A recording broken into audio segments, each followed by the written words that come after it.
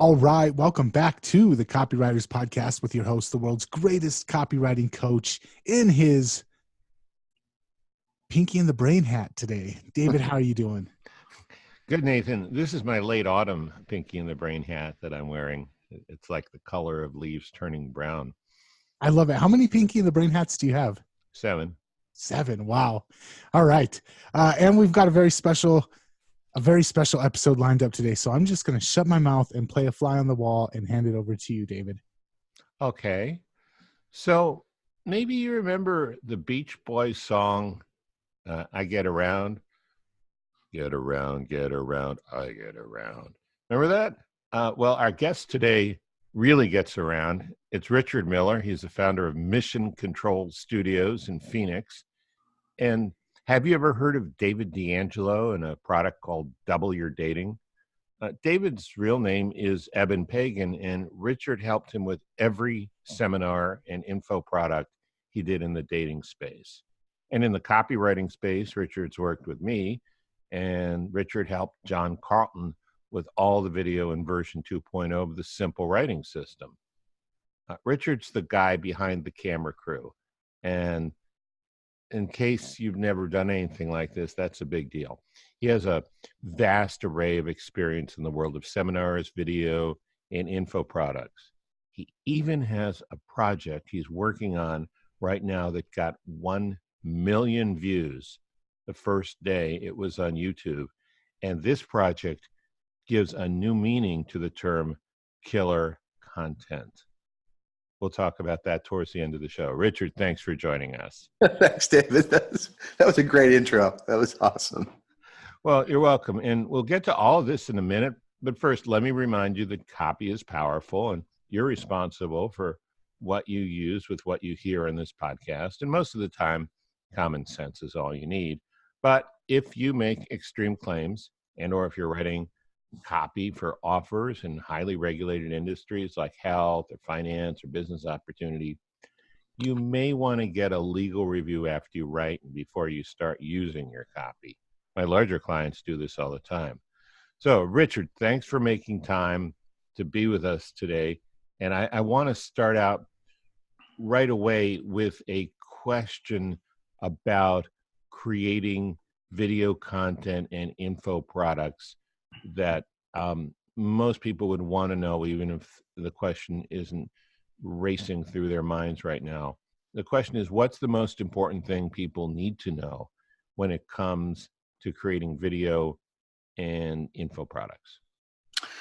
Yeah, we talked about this the other day a little bit, and I think, there's so many things, but I think the most important thing, if there's one thing that I see over and over again, is people need to reel in the aspects of their personality that are constantly needing approval, right?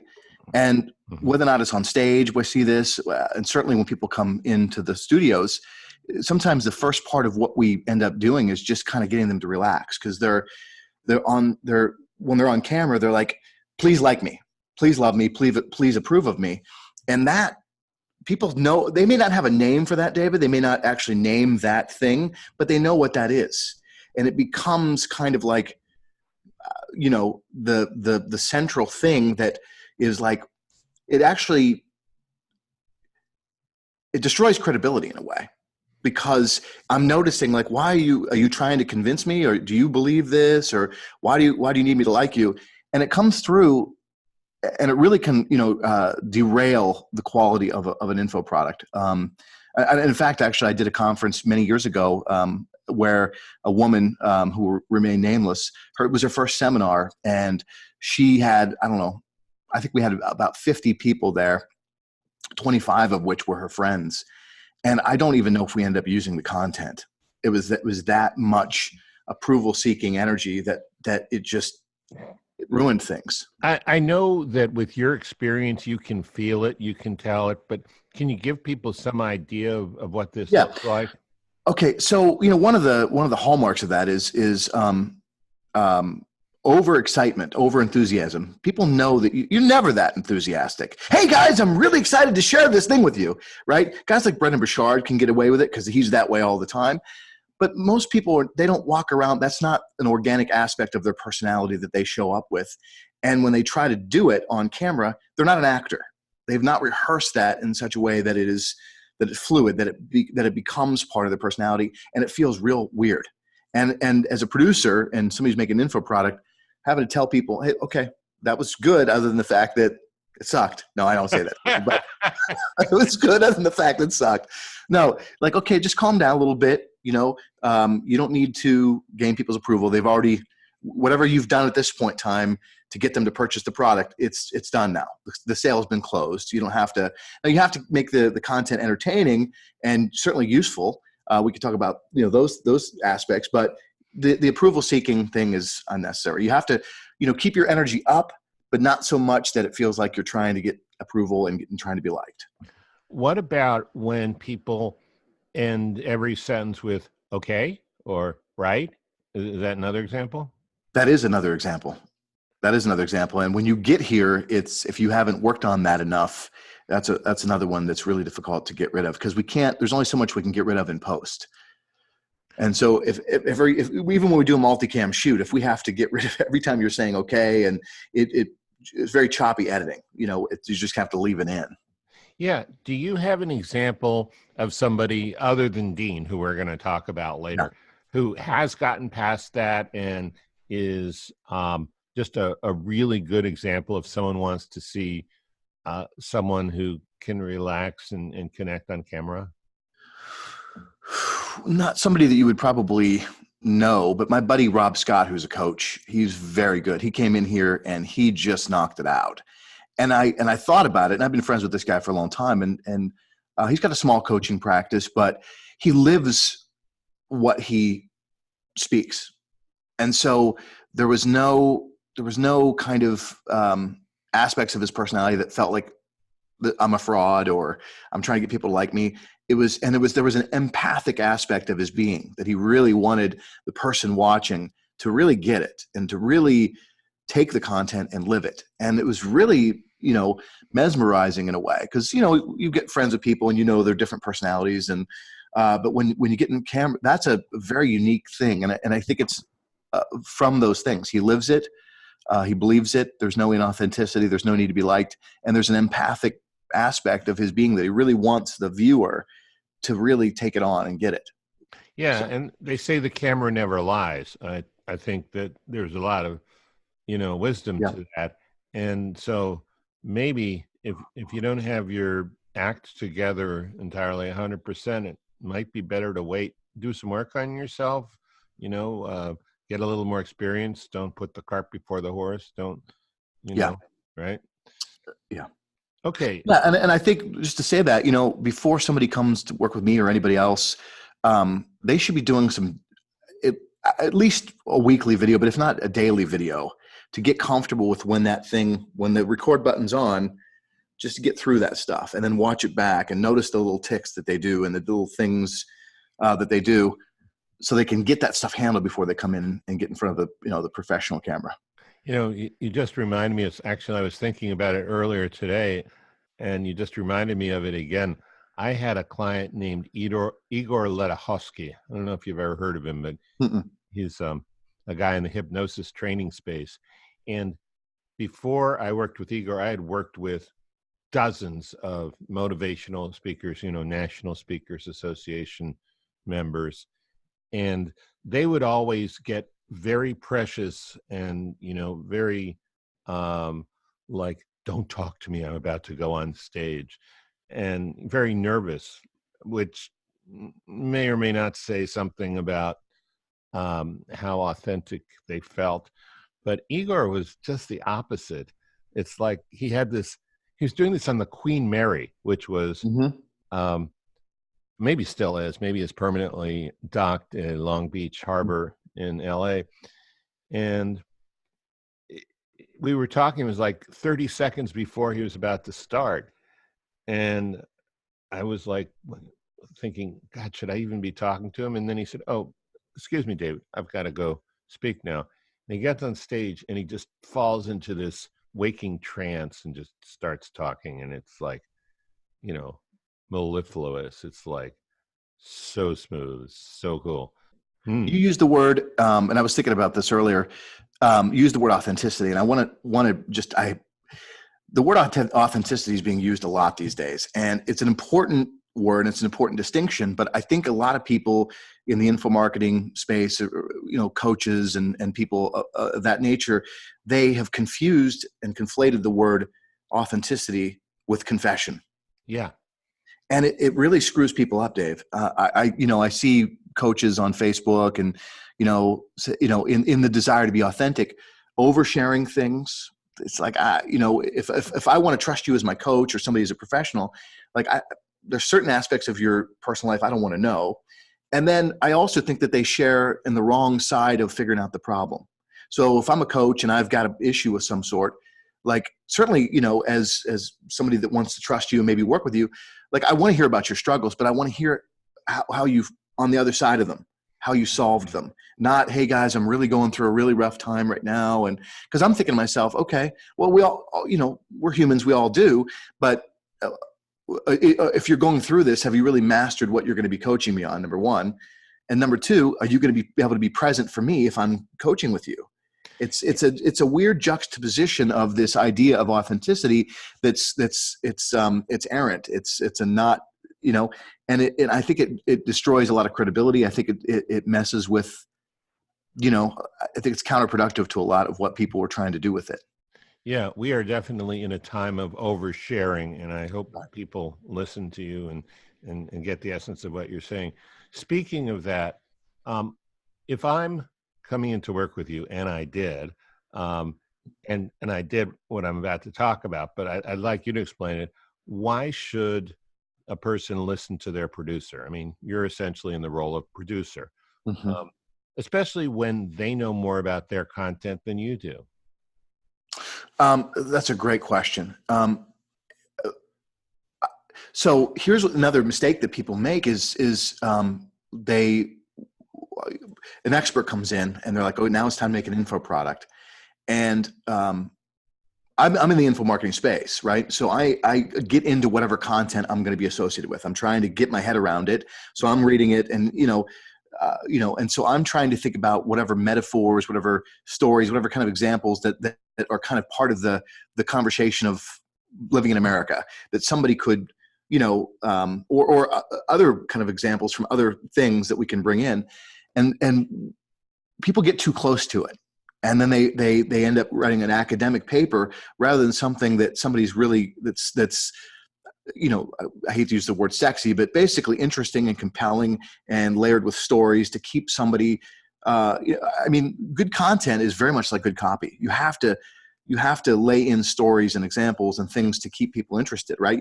This isn't a college course, right? So, as you want to dilute it, not only in terms of, creating more content so people feel comfortable spending $1,000 or $2,000, right? Because as Dan Kennedy said, people value the, information by the pound, but also so you can, keep people entertained and interested in what you have to say over time. So as the producer, I'm going to see things that you're not going to see. I'm going to be able to say, hey, you know what? This is a great story, but you need to put this up here because I think of this concept of earning the right. And you talk about that. People talk about that in copy is like, I think, in order to say certain things, you have to keep me interested so you earn the right to basically tell me this other thing. And people get the order of things screwed up sometimes, right? And like, this is a great story. This needs to go up here at the top because people 5 minutes in, they're going to be shutting this video off. So it's those kind of things that I do kind of organically, kind of second nature, because I've been doing this for a long time. Now, you were telling me about some guy that was just absolutely willful and wouldn't listen to you. And do you want to share that story at all? And how? Really nice guy. And I coached him for about 6 weeks before he came in here, and he was very confident, very, very confident in his ability to speak. Oh, I've spoken in front of audiences. I've done this. I've done that. And he sent me over some content that was supposed to be a script, and it was more like an ebook. So I went through and I found different nuggets, and I reworked things and sent them over to him. Oh, that's great. And then I extended his content, right? So let's say it's in diet and weight loss. It's like, okay, Okay, well, so here's what you got to do, Dave. You got to write down what weight you want to be at, and then you have to stop eating so much and exercise more, and then moving on. Okay, but it doesn't give, if I'm trying to help you with your weight loss, it doesn't give reverence to the fact that you've been struggling for so long. So I said, here's the 5 reasons, a typical kind of a framework and copy. Here's the 5 reasons you have not been able to have success up to this point. Then I can lead you down into here's the steps to take. So I gave him all this stuff and he didn't use any of it. And he showed up the day before. We worked together the day before, and we had to bring these things back up that he didn't integrate because his copy or the content was stale and boring. Gave him a lot of, he would say certain things. I'm like, where does that come from? Well, blah, blah, blah. This happened and I got divorced and I wanted to have a good relationship with my son. I'm like, that's it. You got to take that thing and bring it up here because now I trust you. Now I'm interested in you. Like, I don't know if I want to say that. Well, dude, you got to say that. That's an important aspect of who you are and the story and the journey and your commitment to this path. I have to know that. So reluctantly, and we pieced it together, but the project wasn't as good as it could be because he didn't take my advice. And then the advice that he did take was like in the 11th hour, even though we've been working together for 6 weeks. So it's one of those things, Dave. It's you got to listen to your producer. You got to. Yeah, maybe the short version is because it's not the producer's first rodeo, and the producer knows what works, and you need to respect that. Right. Okay, so I think, and correct me if I'm wrong, but I think you said that Dean Graziosi is like the best client you've ever had. Man, Dean, when it comes to this kind of stuff, I work with Dean in the seminar space, and Dean's been in my studio a couple of times filming. Dean has his own studio, but he's been here filming with other people. And, when Dean shows up, it's like, we got teleprompters, we got this, that, and the other. And it's like, do you have a presentation? Nope, I'm good to go. Dean is one of those guys. I remember I was in a mastermind meeting one time and this guy used this word, ubiquitous. And Dean laughed a little bit and was like, hey man, like, what does that even mean? Right. You got to dumb it down so low that the goats can eat it. Right. I remember hearing that. And that's, Dean, and you think of the Claude Hopkins, quote about, you'll never offend a sophisticated man with simple language, but you'll offend a simple man with sophisticated language. Dean embodies that. And he talks to the common man. And he is his content. He lives it. He breathes it. And there is no need. He doesn't need a script. I mean, he just talks. Right. And the other thing is that I was telling you this, the Dean has total commitment that, and there's not one molecule in Dean's body that doesn't believe that what he has to offer you will change your life. Total congruence, total commitment. And that comes through on camera, right? So there's no fancy sales pitch when there's a total like cellular commitment that I believe, Dave, that if you're watching this video, right, that what I have to offer you will change your life. There's something about that is super powerful. And anyways, yeah, that's the thing about Dean and guys like him. But Dean's, I think, the best at that because I've watched Dean's closes and I'm like, man, this guy is, because he believes it at the core. And I think anybody that's doing that, especially we're shifting to platform selling, you have to have that before you're going to, I think, be able to sell, any with any degree of success on the platform too, Yeah, I remember you said something to me about Dean's success stories and the way he tells them so that the listener. Yeah, right. So, and this is the other thing is that Dean has this ability to talk about his success in a way that's not braggadocious, that's not bragging. It's a real strange thing. It's almost like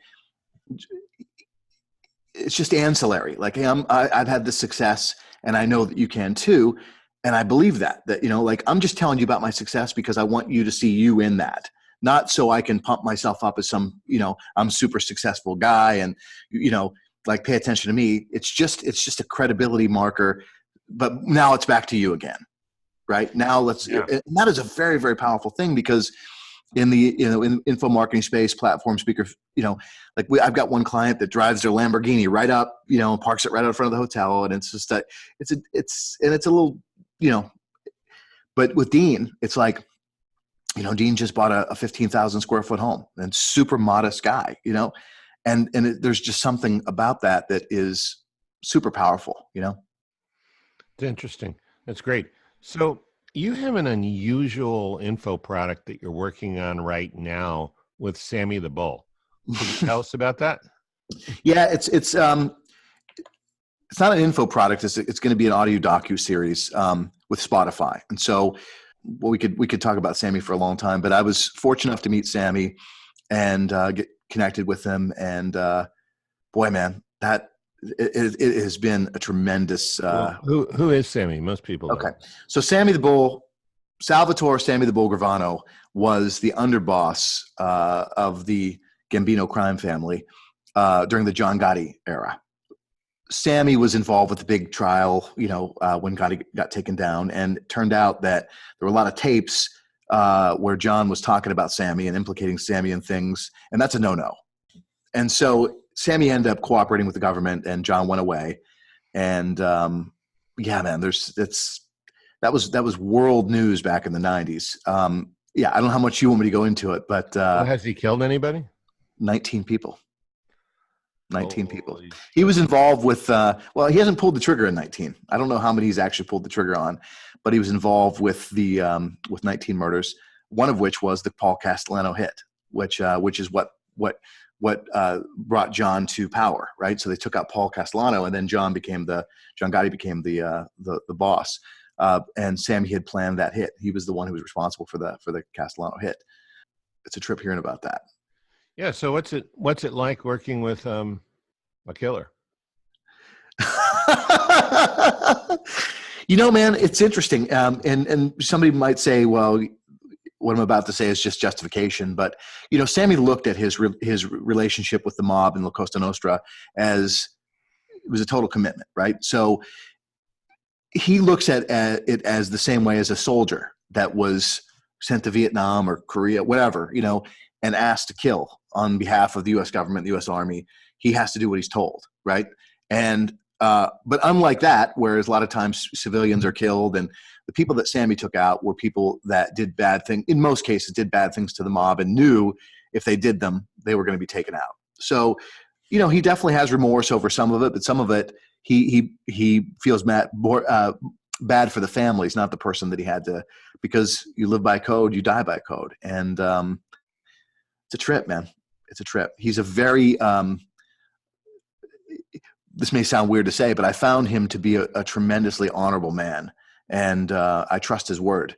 And he's really done well by me in the 7 months that I've known him.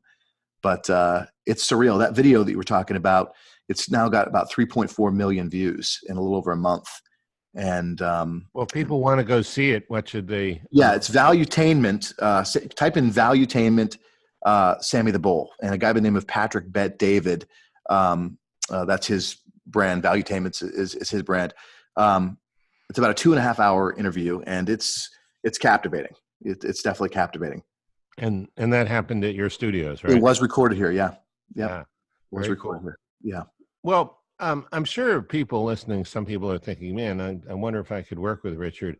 If someone wants to work with you, what can you do for them? Who should work with you? Who shouldn't work with you? And what's a good next step?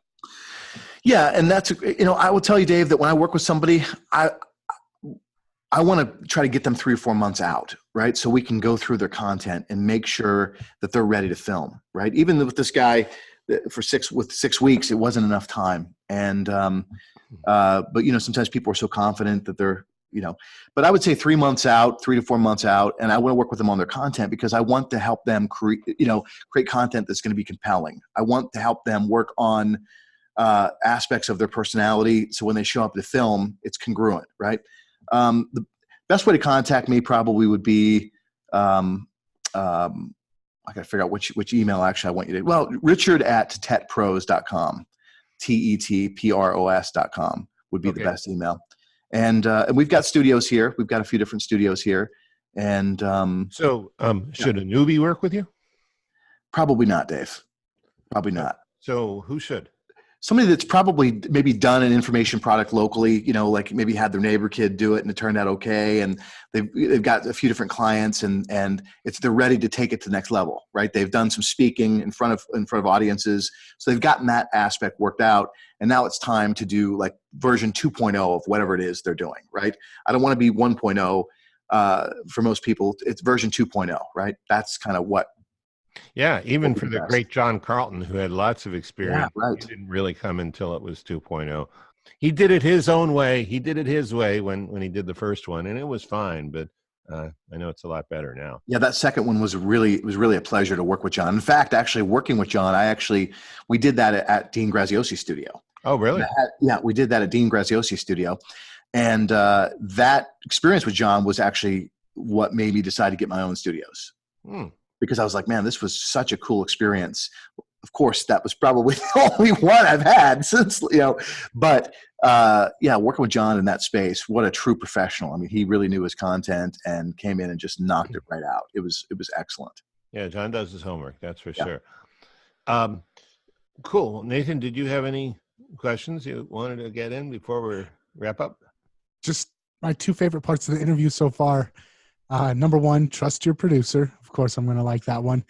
Number two, when you ask him, so how was it like working with someone who's killed 19 people? Oh, it was great. What else is he going to say? I'm going to tell you a quick story here real quickly. So he now has access to my office, right? So I came in, I think it was yesterday, the day before, and he had just gotten here, and he was standing by the coffee maker, and all the lights were off. And so I come in the back door, and so I take a couple steps, and then I see him standing there in the dark. I'm like, and this is how it happens, just like this. And then he goes, no. I'd be standing behind the door. You'd never see it coming. That's my daily life. That's a good way to wrap up. Well, Richard, again, we'll put your that email address, richard@tetpros.com, in the show notes. And thank you so much. Absolutely. My pleasure. It was an awesome show. All right. And until next time, if you want to get more of your copywriting fix, head on over to copywriterspodcast.com, and we'll catch you later.